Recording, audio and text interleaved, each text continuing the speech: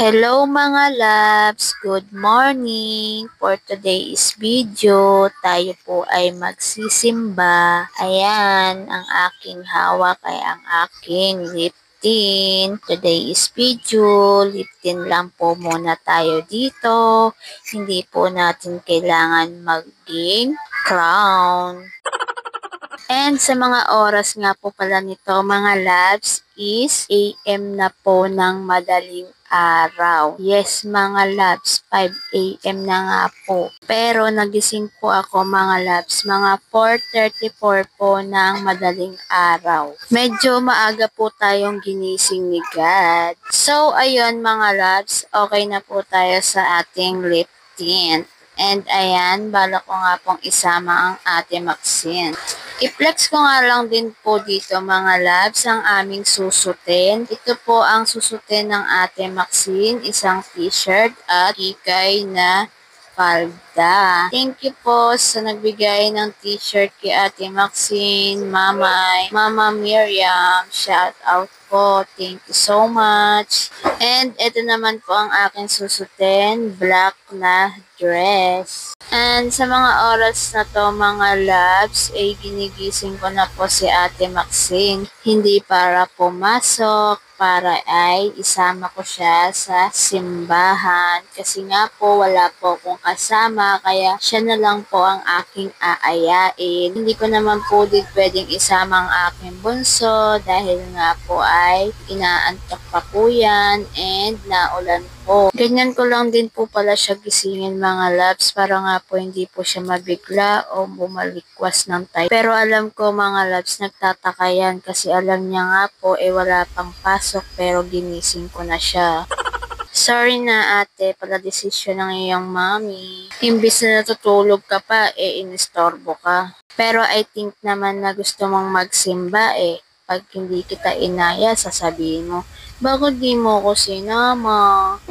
And dito nga po mga loves, pinakita ko nga po yung susutin niya. And bago po yun, pinakain ko po muna siya syempre. And then, tsaka ko po siya inayusan.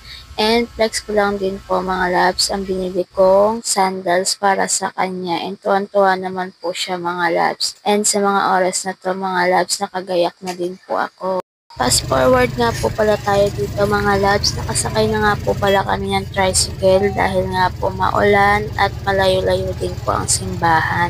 And finally mga loves, nandito na nga po pala kami sa simbahan ni Ate Maxine. Kahit na maulan, nakarating pa rin po kami, hindi po kami nagpatina. Tapos na nga po pala dito yung misa, hindi ko na po siya binidyohan kasi bawal po ang mag-video-video sa loob ng simbahan. And ang nakakalungkot lang mga loves dahil may kumuha ng aming payong kahit na nandito na po sa loob ng simbahan. Pero okay lang po, baka po ay mas nangangailangan pa po siya or baka may babies po siya na kailangan po niyang payong. And kahit ganun pa man, nagpasuggest ko na lang po and nag-picture and video na lang po kami sa harap ni papagad ng aking anak.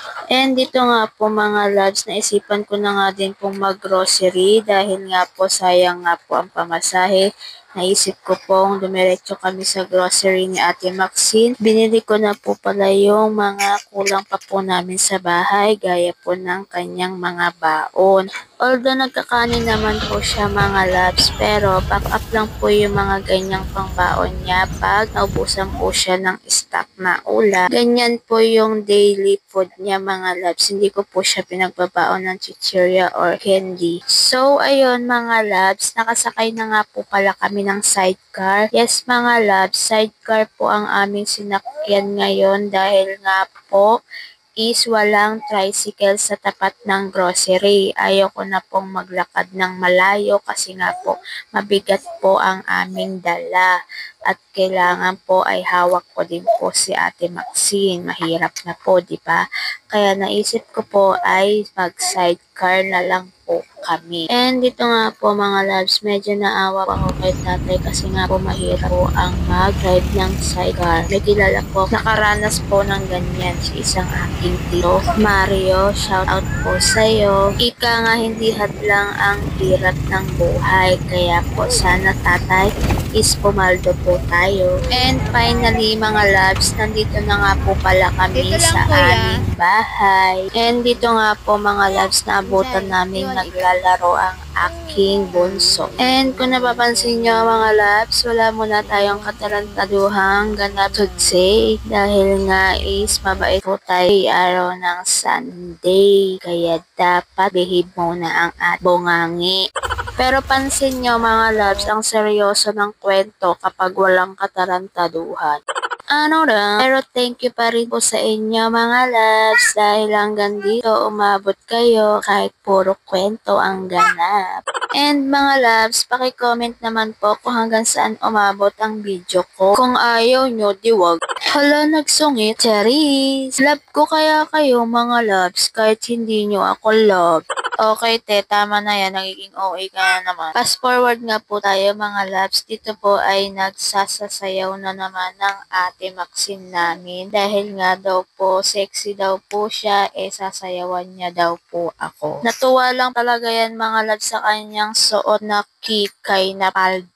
And yun na nga po mga loves ang aming ganap for today. And mga loves, baka naman po pwede akong palambing sa aming YouTube channel and Facebook page. Maraming salamat po. At dito nga po mga loves, dahil may pasok na po bukas, is inarrange ko na po yung mga tinapay o biskuit inumin ni Ate Maxi. And mga loves, kung mapapansin nyo is meron po dyang Bonakid. Yan po ay para sa aking bunso, which is breastfeeding naman po siya. Need niya pong backup yan mga loves, lalo na po kapag may lakad po ako, like may meeting sa school ni Ate Maxine. Meron po akong mapag-iiwanan kay ate na gatas ni bunso. At ang maganda doon, hindi po ako mag-worry. Thank you for watching.